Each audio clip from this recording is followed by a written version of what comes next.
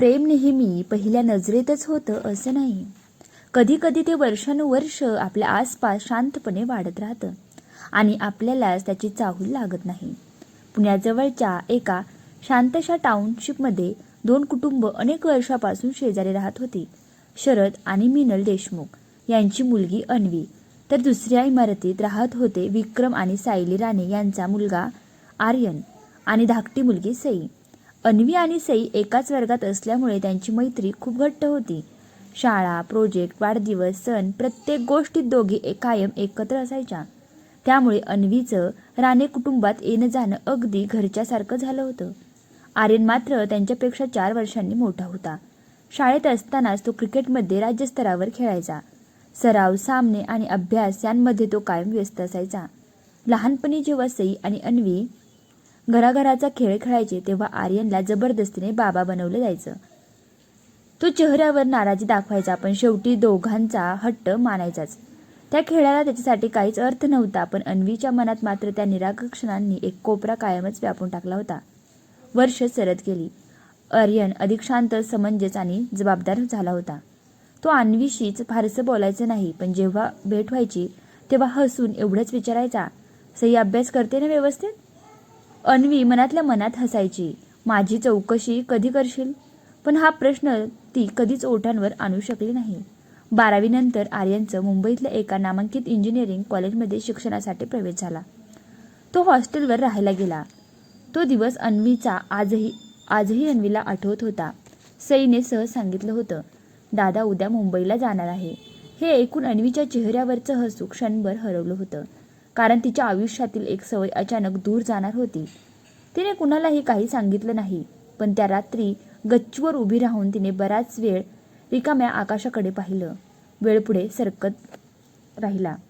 अन्वीने पदवी पूर्ण केली. तिचे स्वप्न मोठी नोकरी करण्याचं नव्हतं. तिला स्वतःचा छोटा हस्तकला आणि फुलांचा सजावटीचा स्टुडिओ सुरू करायचा होता. तिच्या वडिलांनी तिच्या स्वप्नांवर विश्वास ठेवला. तिला एक छोटंसं दुकान सुरू करून दिलं. काम छान सुरू होतं. एका रविवारी दुपारी अचानक राणे कुटुंब देशमुखांच्या घरी आलं. सगळ्यांच्या चेहऱ्यावर वेगळंच गांभीर्य होतं. थोड्या वेळाने आईने अन्वीला स्वयंपाकघरात बोलवलं. बाळा, आम्ही तुझं मत विचारायला आलो आहोत. अन्वी थोडी गोंधळली. कशाबद्दल? आईने हलकसं हसत तिचा हात हातात घेतला. राणे काकांना वाटतं तू त्यांच्या घरची सून व्हावीस. क्षणभर वेळ थांबल्यासारखी झाली. अन्वीच्या कानावर शब्द पडले, पण मन अजूनही त्यांचा अर्थ समजून घेत होतं. इतकी वर्ष मनात जपलेलं एक गुपित आज नियतीने तिच्यासमोर उभं केलं होतं. पण आर्यनची यासाठी खरंच संमती होती का? की हा फक्त मोठ्यांचा निर्णय होता? याच प्रश्नाचं उत्तर तिच्या आयुष्याची दिशा बदलवणारं होतं. अन्वी अजूनही आईसमोर शांत बसली होती. मनात आनंदाचं वादळ होतं, पण चेहऱ्यावर मात्र फक्त हलकसं स्मित. आई, मला आर्यनचं मत? तिने हळूच विचारलं. आईने तिच्या डोक्यावरून हात फिरवला. बाळा, आम्ही कोणाकरता काही लादणार नाही. त्यांची संमती असेल तरच पुढे जाऊ. हे ऐकताच अन्वीच्या मनाला थोडा दिलासा मिळाला. दुसऱ्या दिवशी संध्याकाळी राणे कुटुंबाच्या घरी सगळे जमले. साधं वातावरण, कोणताही मोठा सोहळा नव्हता. आर्यन नुकताच मुंबईहून आला होता. तो हॉलमध्ये आला आणि समोर बसलेल्या अन्वीकडे त्याची नजर पडली. काही क्षण दोघेही फक्त एकमेकांकडे पाहत राहिले. वर्षानुवर्षाची ओळख होती, पण आजची ही भेट काहीतरी वेगळी होती. नेहमी सहज वाटणारी नजर आता दोघांनाही चूकवाकीशी वाटत होती. मोठ्यांनी दोघांना गच्चीत जाऊन बोलून येण्यास सांगितलं. दोघेही शांतपणे गच्चीत आले. थंड वारा वाहत होता. खाली शहराच्या दिव्यांची रोषणाई दिसत होती. बराच वेळ दोघांपैकी कुणीच काही बोललं नाही. शेवटी आर्यनच हसत म्हणाला, आपण पहिल्यांदाच इतके शांत उभे आहोत. अन्वी नकळत हसली. बोलायचं खूप आहे, पण शब्द सापडत नाही.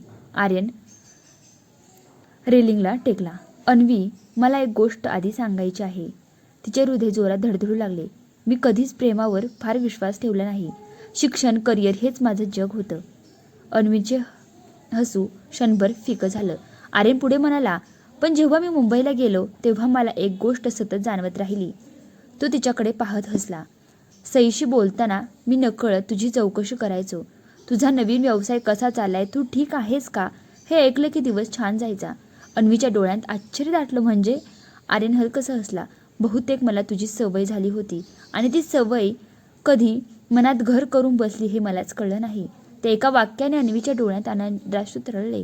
इतकी वर्ष जपलेलं तिचं एकतर्फी प्रेम आज ते एकतर्फी राहिलं नव्हतं.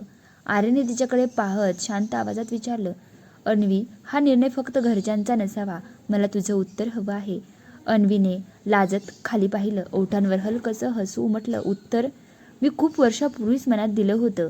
त्या क्षणी दोघांच्या चेहऱ्यावरचं हसू सगळं काही सांगून गेलं.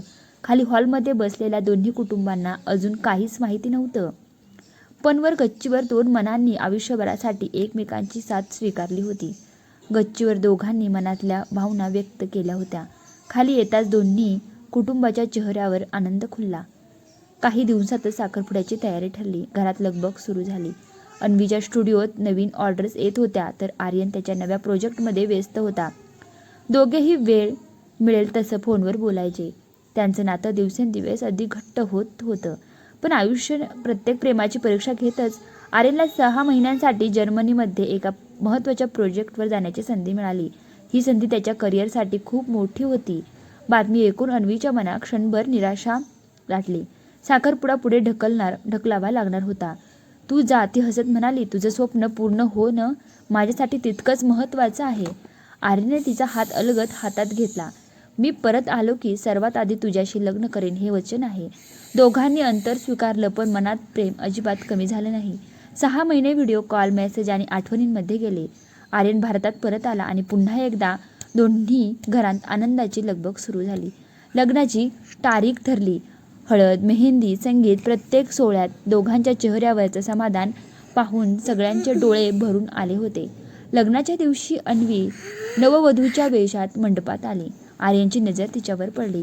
काही क्षण तो तसाच तिच्याकडे पाहत राहिला.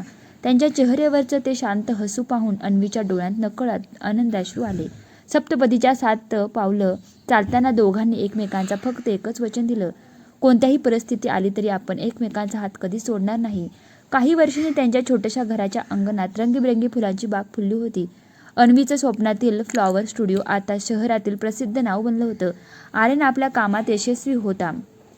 संध्याकाळी दोघे अंगणात बसून चहा पीत असताना त्यांची छोटी मुलगी फुलपाखरांच्या मागे धावत होती. आर्यन हसत म्हणाला, आठवते लहानपणी घराघराचा खेळ खेळायचो. अन्वी हसली. तेव्हा मला माहिती नव्हतं की तो खेळ एक दिवस खरंच आपल्या आयुष्याची गोष्ट बनेल. दोघांनी एकमेकांकडे पाहिलं. प्रेमाला मोठमोठ्या वचनांची गरज असते. एकमेकांची साथ, विश्वास आणि आयुष्यभर साथ देण्याची तयारी असली की प्रत्येक दिवस सुंदर